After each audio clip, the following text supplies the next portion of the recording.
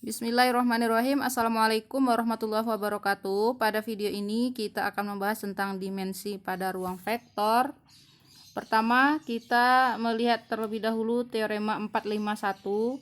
Bunyi dari teoremanya adalah semua basis dari ruang vektor berdimensi hingga mempunyai jumlah vektor yang sama. Jadi maksudnya kalau misalkan S1 dan S2 adalah basis dari V, ruang vektor V, maka banyak anggota dari vektornya harus sama.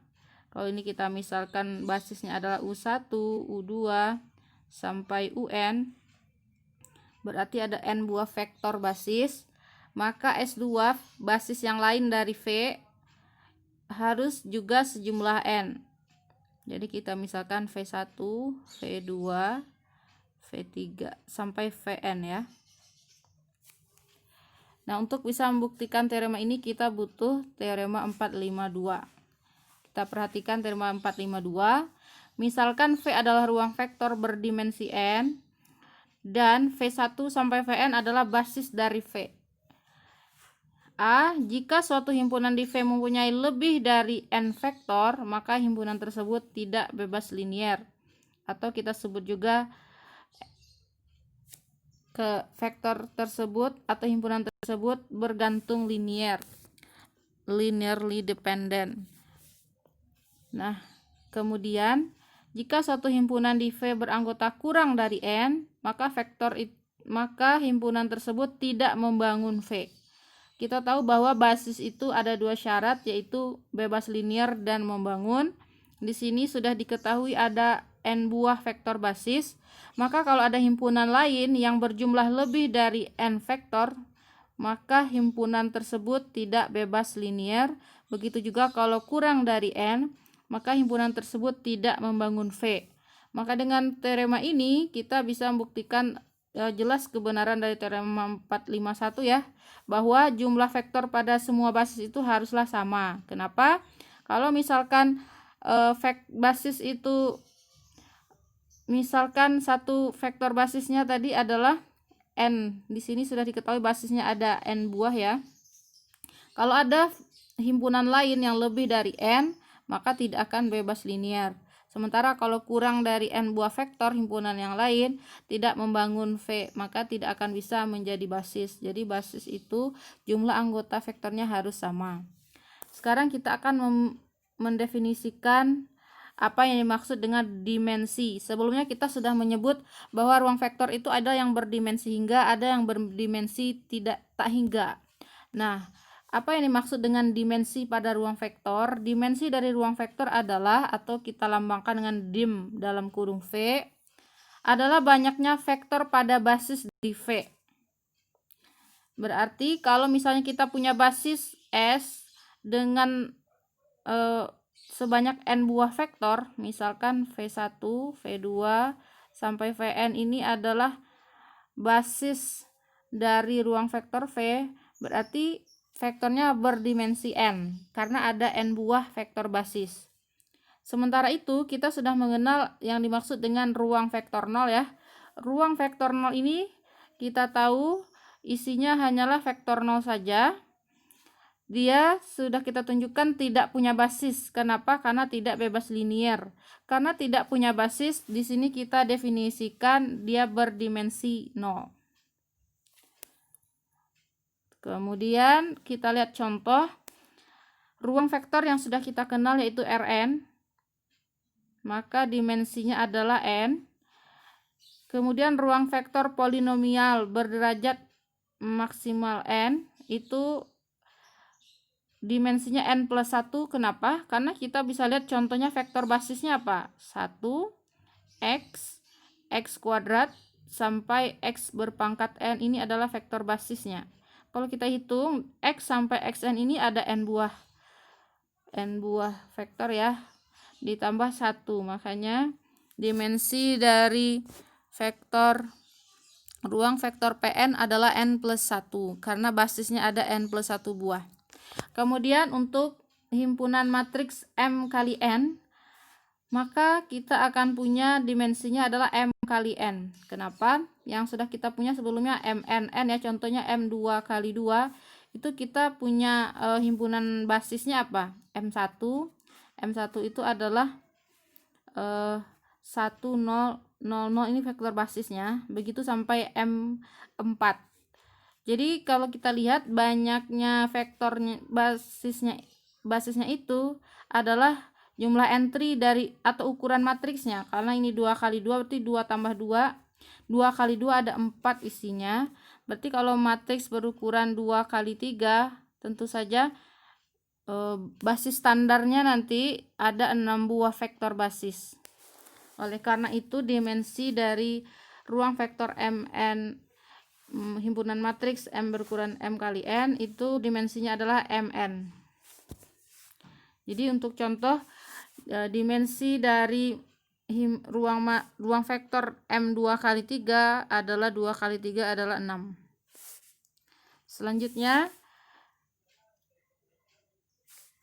misalkan ini adalah contoh bagaimana mencari dimensi dari himpunan span S ya. Misalkan S adalah himpunan V1 sampai VR.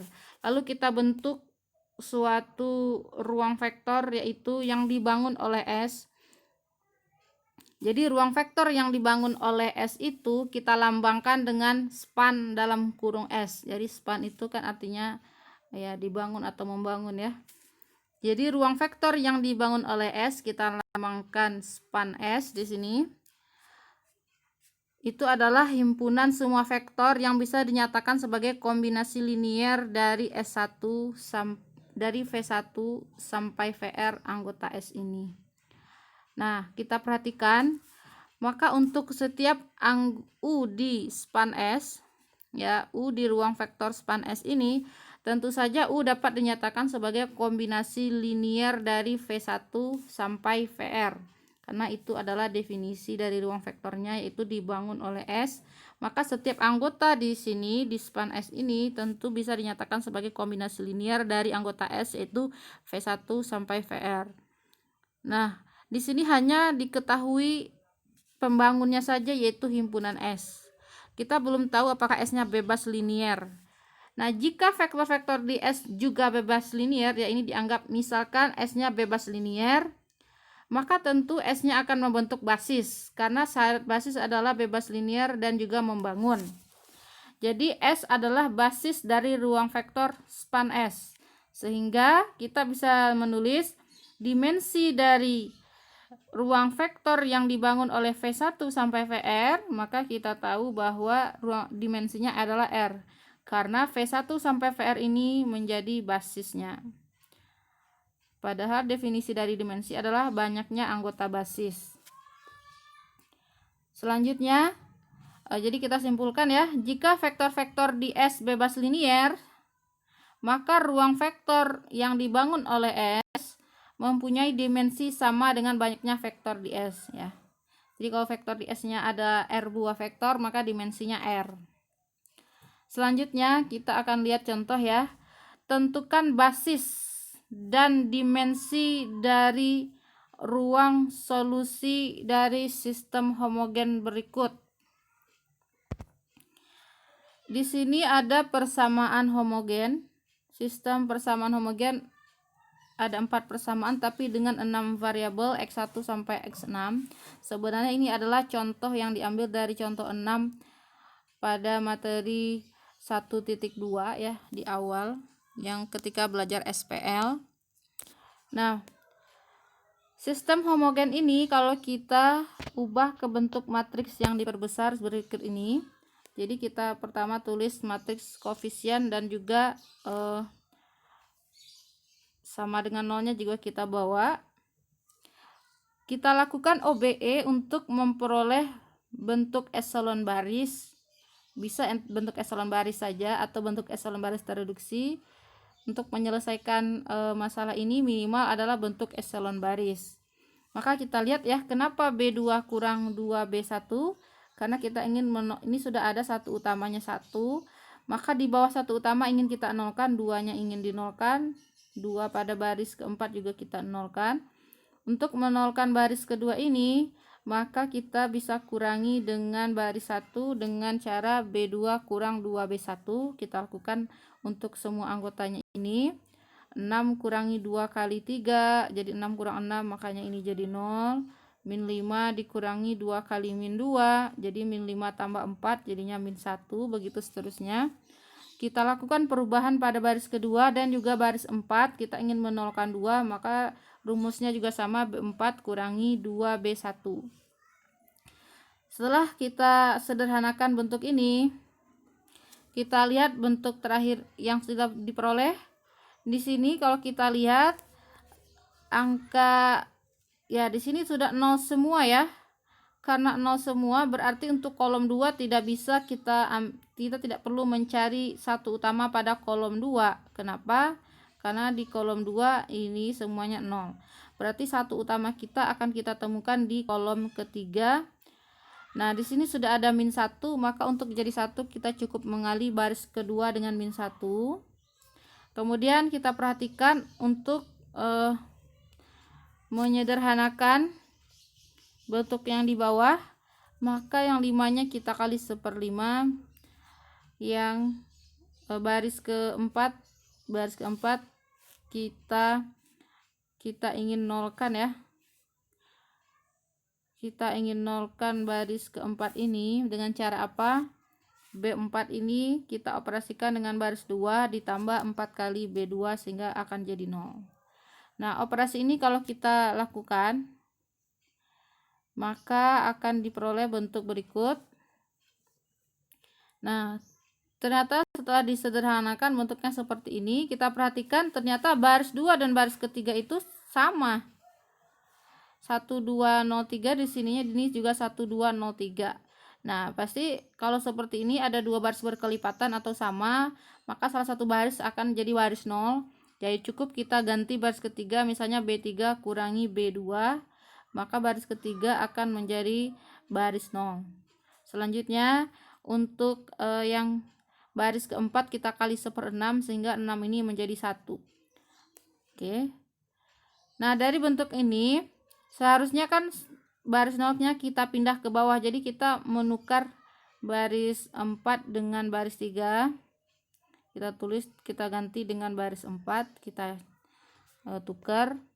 Tetapi kalau untuk dalam penyelesaian enggak kita tukar juga tidak apa-apa, yang penting kita sudah bisa ya menyelesaikan persamaan ini karena sudah ada satu utama di setiap barisnya.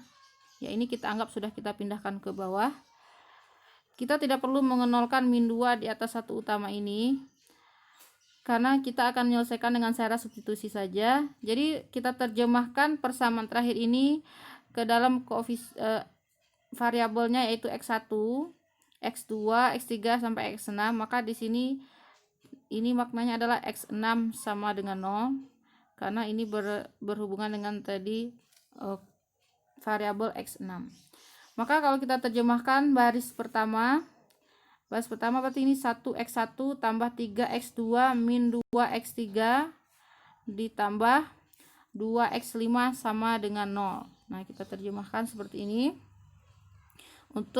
Karena kita hanya punya 3 baris yang tidak baris 0, diperoleh 3 persamaan. Maka di sini kita akan punya parameter yang sudah jelas. Di sini x6 sama dengan 0 ya. Maka parameter yang kita butuhkan, kalau di sini x6-nya sudah 0, berarti ini juga 0. Maka kalau ingin menyatakan x3 dalam x4, berarti x3 min 2x4. Maka x4-nya kita misalkan dengan sesuatu, misalkan s. Di sini x5-nya juga kita misalkan dengan variabel tertentu, sementara x3 sudah ada di bawah ya. Kemudian x2-nya kita misalkan dengan variabel. Berarti yang kita misalkan sebagai parameternya di sini, karena ada 3 persamaan tetapi variabelnya 6, jadi 6 kurang 3, berarti kita butuh 3 parameter. Mana 3 parameter itu? Kita misalkan saja x2-nya sebagai r, x4 sebagai s, dan x5 sebagai t, sehingga kalau kita ingin mencari nilai x3 ini jelas karena x6-nya 0 ya, ini 0. Berarti x3 adalah min 2x4. Kalau x4-nya tadi s, berarti ini min 2s. Begitu juga X1 kita nyatakan dalam X3, X2, X3, dan X5, maka diperoleh penyederhanaannya adalah min 3R, min 4S, min 2T. Nah, kalau kita susun solusinya yaitu X1 sampai X6, kita bisa tulis X1 sampai X6 dalam bentuk vektor begini ya, terurut. Maka kita salin persamaannya tadi. X1-nya adalah min 3R, min 4S, min 2T, X2-nya R, begitu sampai X6-nya 0. Kita pisahkan atas parameter R, parameter S, dan T. Maka parameter R kita lihat di sini min 3, maka di sini tertulis min 3. Karena di sini R berarti 1, selebihnya tidak ada R, maka di sini 0 semua. Kalau kita pisahkan terhadap variabel parameter S, maka di sini S-nya min 4 sehingga diperoleh angka min 4.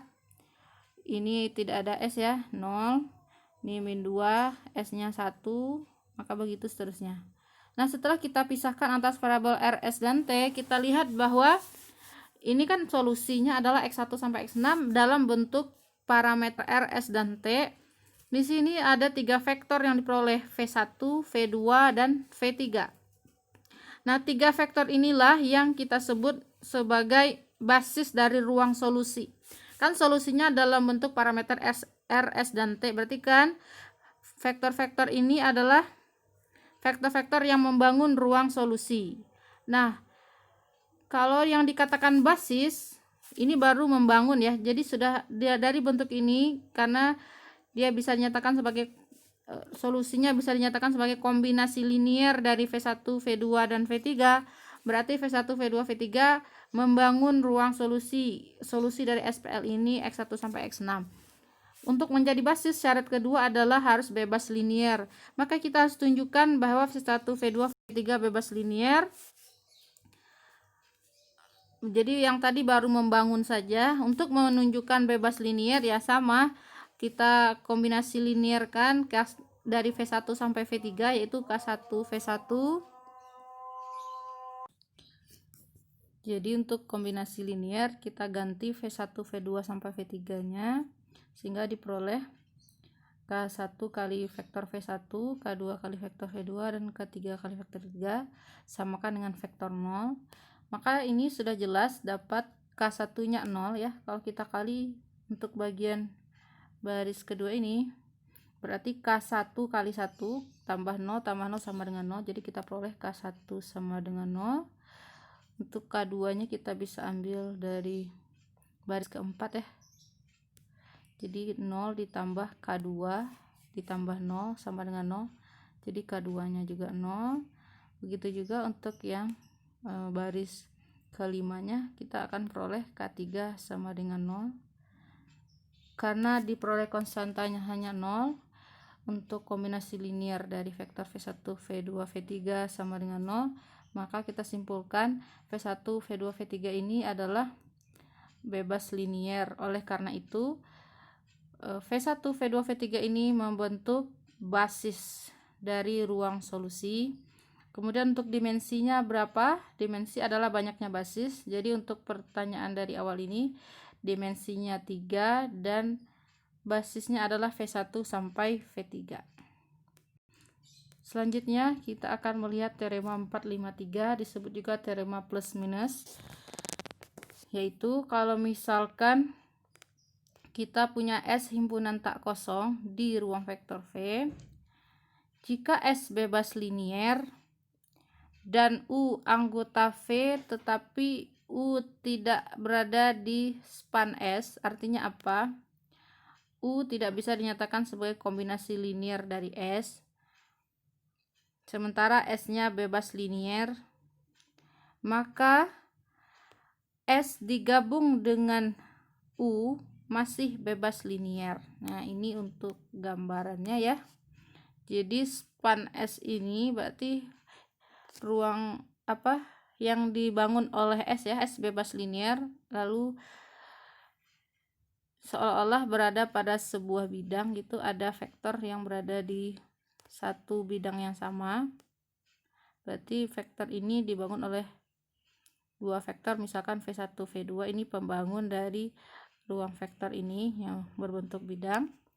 Maka kalau kita menambahkan vektor lain yaitu vektor U, dia tidak berada di dalam ini. Jadi vektor di luarnya gitu. Maka vektor ketiga ini ya kita anggap tadi U tidak akan bergantung terhadap vektor V1, V2. Jadi penambahan, nah ini plusnya di sini. Jadi kalau kita punya himpunan S bebas linier dan ada vektor lain di luar span S ya, di luar yang dibangun oleh S, maka menambahkan atau menggabungkan S dengan vektor U ini masih bebas linier hasilnya. Jadi hasil gabungan ini masih bebas linier. Nah, itu untuk plusnya. Untuk minus, jika U anggota S dan U dapat dinyatakan sebagai kombinasi linier dari vektor-vektor lain di S. Jadi kita anggap saja misalkan S itu anggotanya ada U dan ada vektor lain misalkan V1, V2 sampai Vn. Ya.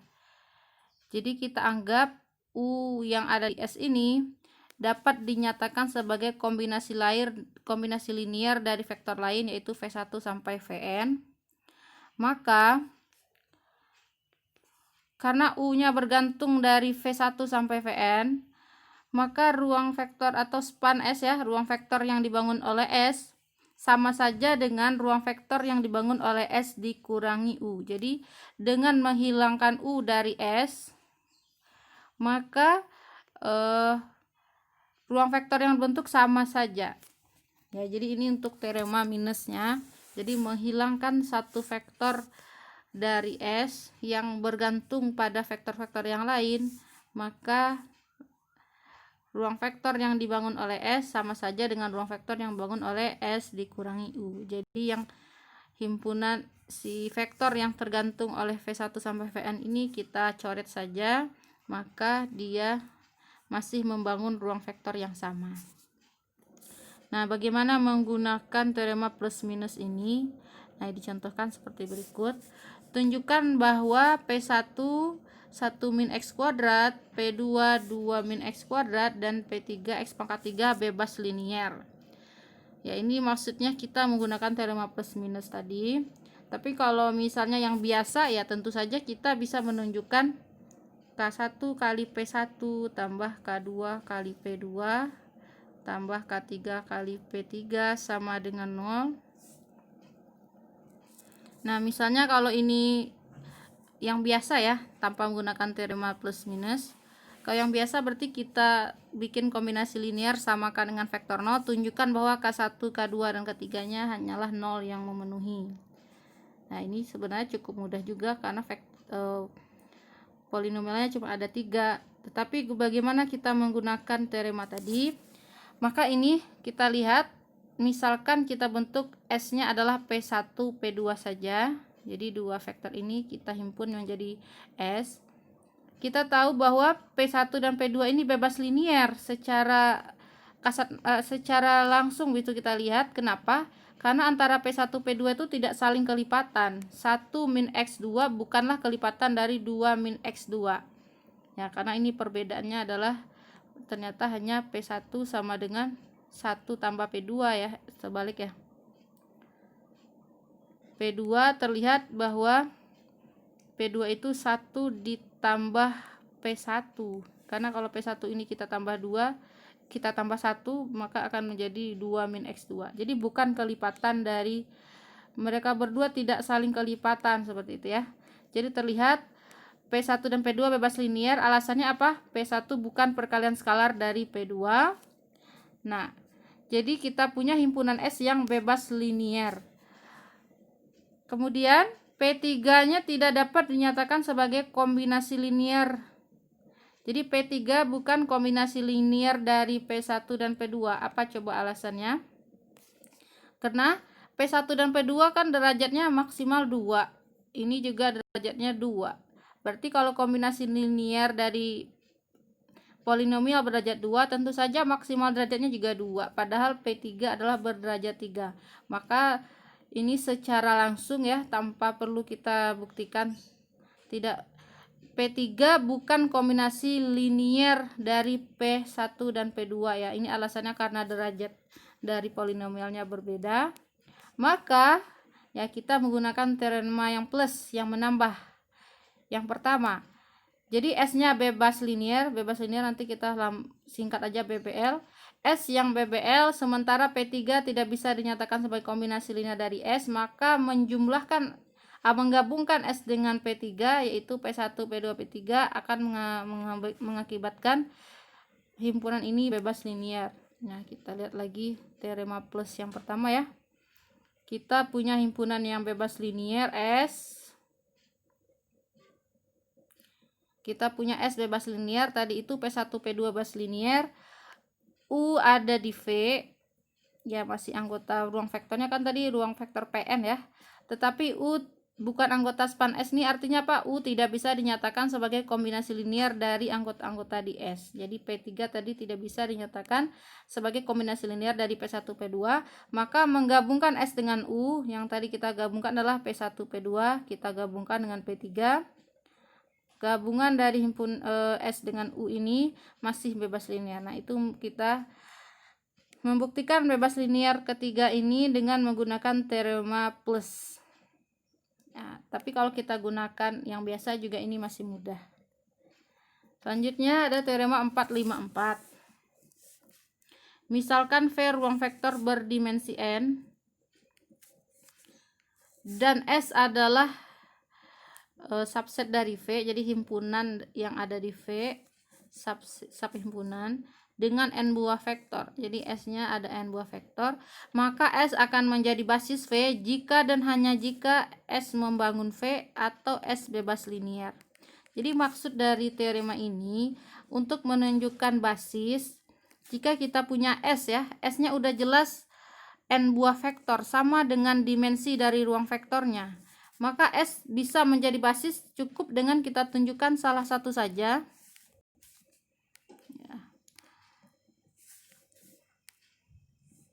Jadi untuk menunjukkan S-nya basis, dikarenakan S-nya sudah terdiri dari n vektor dan sama dengan dimensi n, maka untuk menunjukkan basis harusnya kan kita tunjukkan membangun dan bebas linier. Maka kita cukup membuktikan salah satu saja. Bisa tunjukkan membangun V atau bebas linier.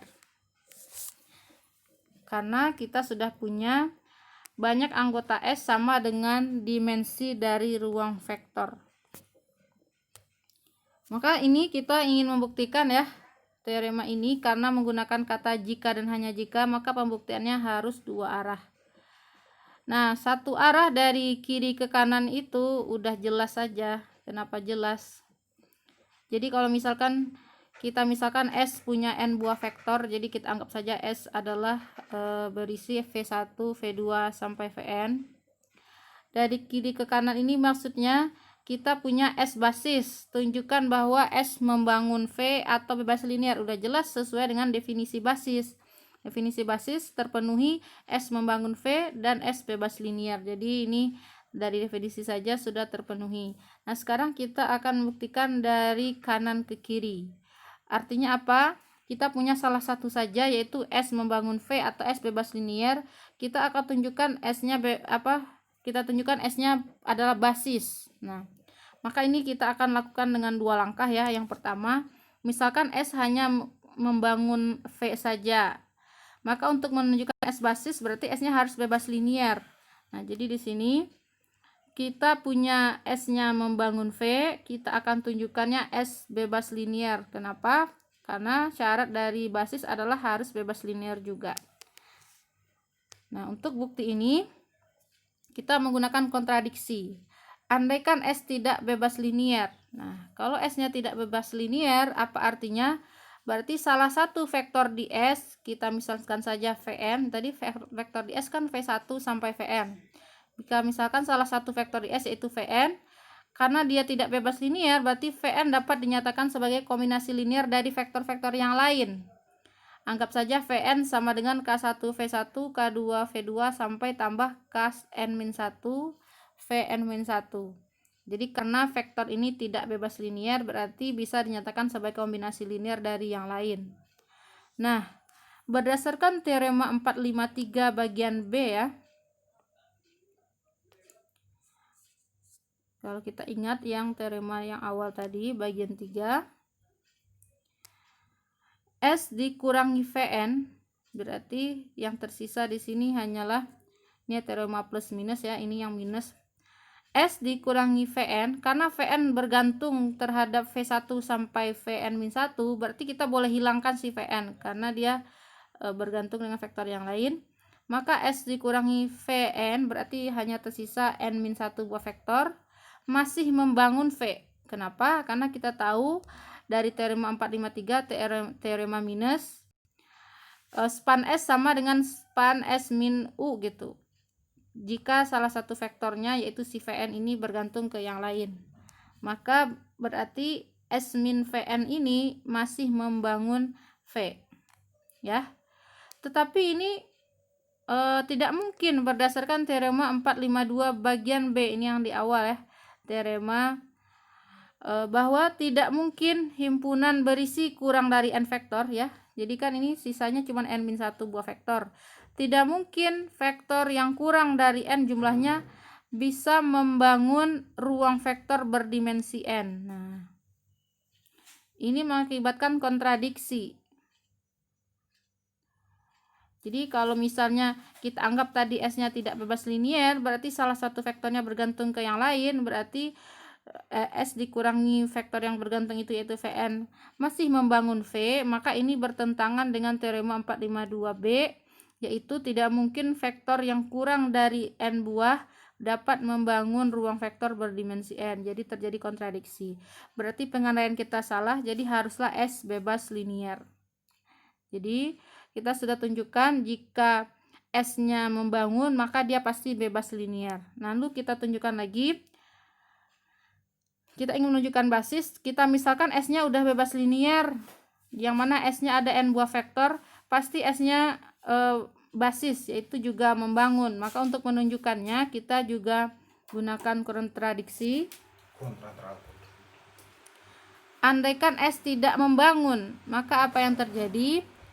Berarti terdapat U di V, yang mana U bukan anggota dari span S ya. Sehingga ini kita gunakan teorema plus.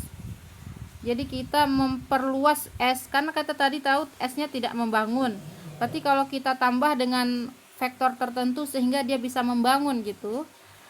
Jadi kita ambil satu vektor U di luar span S ya, di luar yang dibangun oleh S, sehingga S digabung U, teorema plus ya, masih bebas linier sesuai dengan teorema 453 bagian A, teorema plus. Kemudian tetapi ini tidak mungkin berdasarkan teorema 452. Tidak mungkin himpunan berisi lebih dari n vektor. Kenapa berisi n lebih dari n? Karena S aja udah n vektor, ditambahi vektor U, berarti vektornya sekarang adalah S banyak n tadi, berarti n plus 1. Tidak mungkin himpunan berisi lebih dari n vektor bebas linier di ruang vektor berdimensi n, karena di ruang vektor berdimensi n vektor yang bebas linier itu maksimal n buah. Nah, jadi terjadi juga kontradiksi, jadi haruslah S membangun V. Jadi terbukti dengan dua kasus tersebut, jika S membangun V atau S bebas linier dengan S-nya itu vektor berisi n buah anggota, dijamin bahwa S-nya akan menjadi basis dari V. Nah, contohnya coba kita jelaskan mengapa vektor V1 dan V2 yaitu V1-37 dan V2-55 membentuk basis di R2. Kita akan menggunakan teorema yang tadi ya. Secara sekilas kita lihat bahwa V1 bukan perkalian skalar dari V2 ya. Jadi ini -37 dengan 55 nggak mungkin V1 itu kelipatan dari V2. Nah, karena dia bukan perkalian skalar, maka V1 dan V2 adalah bebas linier di ruang vektor berdimensi 2. Jadi kita hanya cukup menunjukkan R2 udah kita tahu adalah vektor berdimensi 2. R2 adalah vektor berdimensi 2, maka basisnya pasti hanya ada 2 buah ya. Maka kalau kita sudah punya V1 dan V2 tepat 2 buah vektor, maka untuk menunjukkan basis tidak perlu kita tunjukkan bebas linier dan membangun, cukup salah satu saja. Di sini kita tunjukkan dia bebas linier saja ya. Dengan cara apa? Terlihat bahwa dia bukan perkalian skalar, bukan saling kelipatan. Maka dengan menunjukkan BBL saja, kita sudah menunjukkan V1, V2 basis dari R2. Karena apa? Basis itu membangun dan bebas linier, tetapi berdasarkan teorema yang barusan kita gunakan ya. Teorema 454, bahwa kalau ada n buah vektor, di mana di ruang vektornya berdimensi n, maka untuk menunjukkan basis cukup tunjukkan salah satu saja, yaitu membangun saja atau bebas linier. Dalam kasus ini yang soal pertama, kita hanya menunjukkan bahwa V1, V2 bebas linier, maka sudah terbukti dia basis karena jumlah vektornya ada 2 sama dengan dimensi dari ruang vektornya, yaitu R2 adalah 2. Lanjut. Misalkan ada begini, dijelaskan mengapa V1 yaitu vektor 2, 0, 1, V2 dan V3 membentuk basis di R3. Nah, kita punya vektornya ada 3 buah, V1, V2, V3. Ingin ditunjukkan sebagai basis dari R3. Jumlah vektornya sudah sama dengan dimensinya, itu sama-sama 3. Maka kita cukup tunjukkan salah satu saja, bebas linier atau membangun. Mana yang lebih mudah? Nah, yang lebih mudah itu di sini bebas linier ya. Tetapi kita cek kembali, kalau 3 vektor bebas linier ya kita tidak bisa melihat saling kelipatan langsung ketiga-tiganya, karena bisa saja dia kombinasi dari yang lain. Nah, maka kita lihat 2 buah vektor terlebih dahulu. Kita perhatikan V1 dan V2 ini sama-sama ada 0 di tengahnya ya. Jadi yang pertama kan relatif dengan sumbu X, Y, dan Z. Nah, Y, X, Y, dan Z. Kebetulan Z, Y-nya sama-sama 0. Maka V1, V2 kita tahu berada di bidang yang sama, yaitu bidang XZ ya, karena Y-nya 0. Berada di bidang XZ dan dia bebas linier. Jadi bebas liniernya hanya kita lihat dari apakah V1 dan V2 saling kelipatan.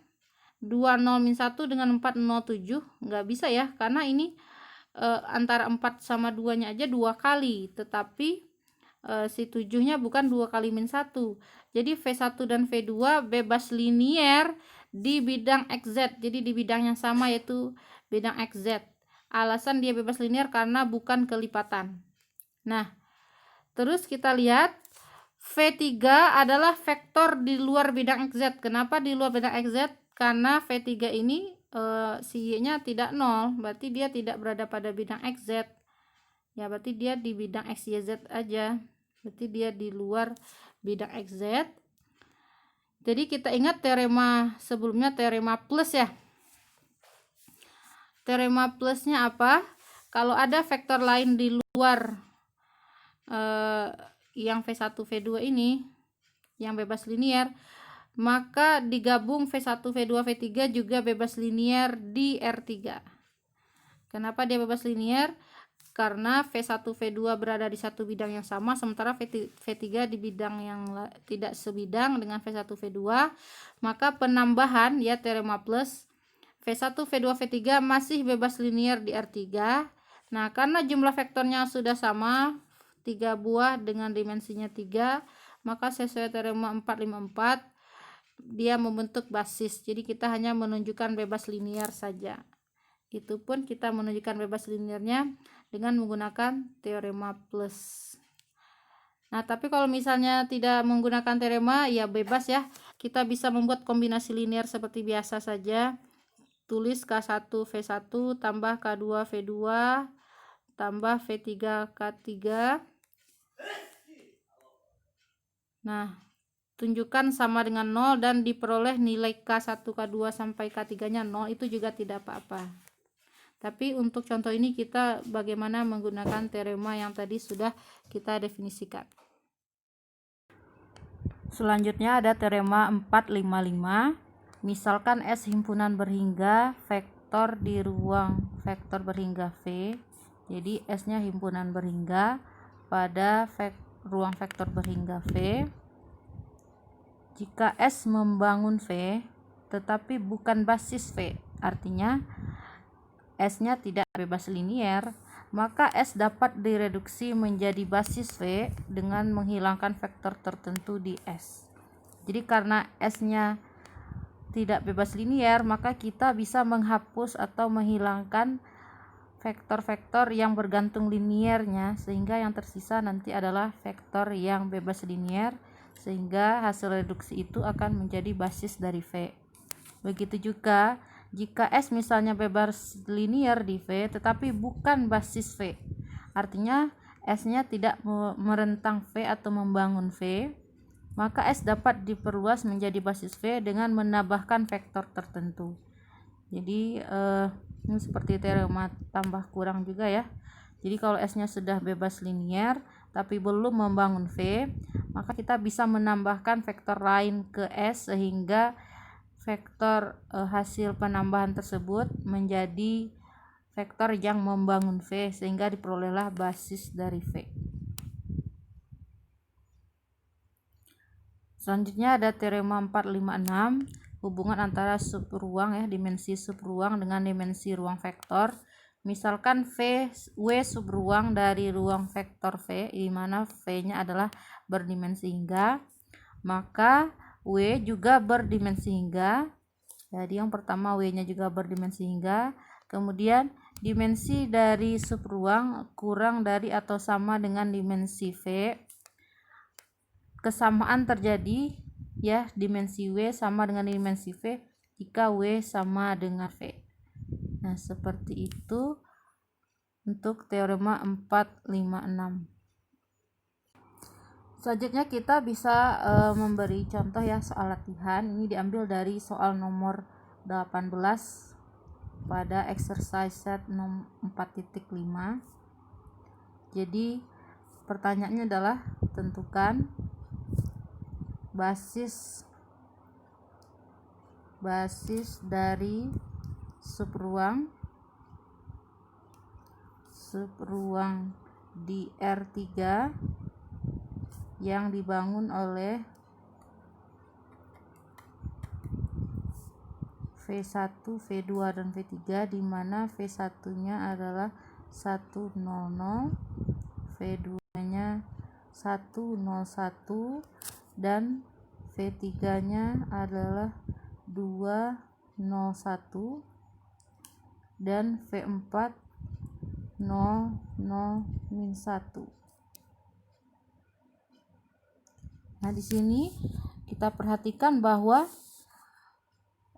R3 sendiri tentu mempunyai basis 3 ya.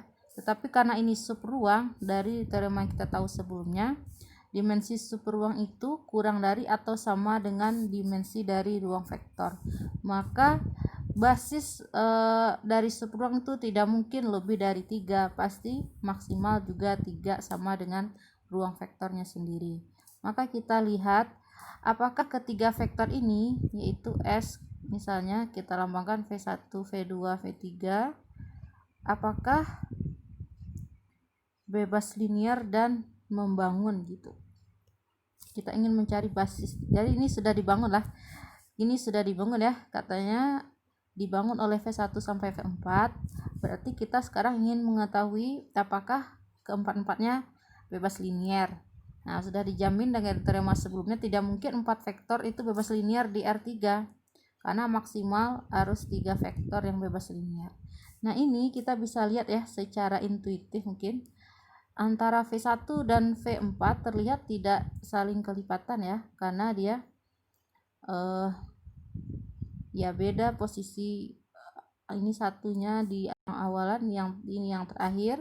Jelas V1 dan V4 itu adalah bebas linier, itu sudah bisa kita pastikan tanpa kita buktikan. V1 dan V4-nya bebas linier. Nah, bagaimana dengan V2, V3? Nah, kalau kita perhatikan, karena di sini yang ada angkanya juga bagian awal dan akhir, ini ternyata bisa menjadi kelipatan Ya, kalau kita perhatikan V2, bisakah ini kan V2 itu sama dengan V1 awalannya. Berarti bisa kita lihat V1. Nah, untuk bagian belakangnya diambil dari V4. Ya, kita kurangi saja V1 dengan V4. Coba kalau kita kurangi V1 kurangi V4, tentu saja nanti hasilnya 100 dikurangi dengan 00-1 akan diperoleh sama dengan V2. Jadi V2 tidak bebas linier karena dia bisa dinyatakan sebagai kombinasi linear dari V1 dan V4. Begitu juga V3, ini secara jelas bisa dilihat ini sama dengan 2 kali V1 karena ininya 2, berarti 2 kali 1. Begitu juga untuk bagian satu belakangnya tinggal kita kurangi dengan V4 karena hasilnya harus 1, sementara di V4 nya -1. Nah, di sini terlihat bahwa V3 juga merupakan kombinasi linear dari V1 dan V4. Nah, ini jadi kita simpulkan dengan mudah ya, bahwa basis dari subruang yang dibangun oleh keempat vektor ini yang menjadi basis hanyalah V1 dan V4. Jadi kita sudah mengurangi dua vektor yaitu V3 dan V4 yang tidak bebas linier. Nah, ini terselesaikan dengan mudah ya. Selanjutnya kita juga bisa lihat latihan atau exercise nomor 7. Tentukan basis dan dimensi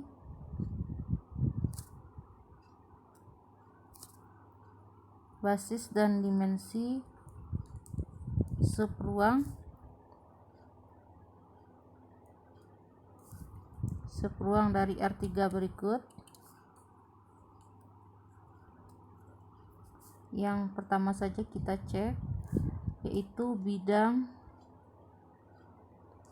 3x kurang 2y plus 5z sama dengan 0. Nah, ini adalah bidang pada R3, jadi merupakan subruang. Maka kita ingin mencari basis dan dimensi. Nah, untuk jawabannya ini cukup mudah. Kita bisa mengambil salah satu, kita bisa memisalkan ya. Misalkan seperti sebelumnya, yang seperti ruang solusi dari sistem homogen sebelumnya. Jadi kita bisa misalkan Z sebagai variabel ya, Y dan Z aja ya kita misalkan. Misalkan Y nya adalah S ya, R aja, R, kemudian Z nya kita misalkan T, R atau T aja ya. Berarti kita memperoleh solusi untuk X 3x sama dengan 2y min 5z, sehingga x sama dengan 2/3y dikurangi 5/3z. Dengan kata lain, ini adalah 2/3r dikurangi 5/3t. Sehingga kalau kita ingin menentukan basis dari bidang ini, kita bisa susun seperti mencari solusi dari sistem homogen X, Y, Z.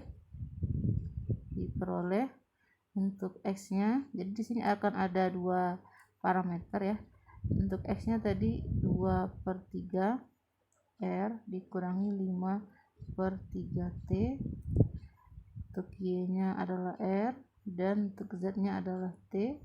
Sehingga kalau kita keluarkan R dan T nya, ini menjadi R ininya 2/3 1 0 ditambah T dalam kurung min 5/3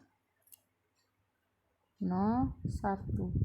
Nah, Ya, kita tahu bahwa kalau bidang itu berarti kan 2 dimensi, maka basisnya ada 2 vektor. Nah, vektor yang dimaksud di sini adalah vektor yang pertamanya ini, yaitu 2/3 1 0, dan vektor kedua adalah min 5/3 0 1. Berarti untuk basisnya ada 2 vektor, yaitu V1 dan V2. Kalau ini kita anggap V1 dan ini V2. Kemudian yang dikatakan dimensinya, dia berdimensi 2. Selanjutnya kita juga bisa coba melihat latihan nomor 9 ya, yaitu tentukan dimensi dari ruang vektor berikut. Dimensi dari ruang vektor yang pertama yaitu matriks ya, ruang vektornya adalah ruang vektor matriks diagonal berukuran n kali n. Nah, kalau kita tahu bahwa matriks diagonal itu bentuk umumnya adalah,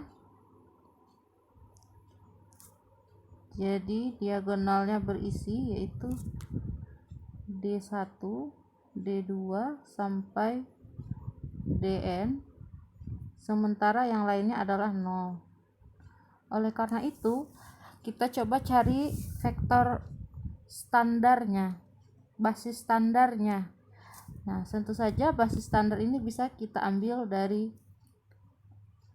kalau untuk matriks sembarang matriks kita masih ingat ya, contohnya M22, kita punya basis standar itu dengan cara ya kita ubah ini 1 0 0, kemudian yang lainnya adalah 0 1 0 0, jadi ada 4 buah.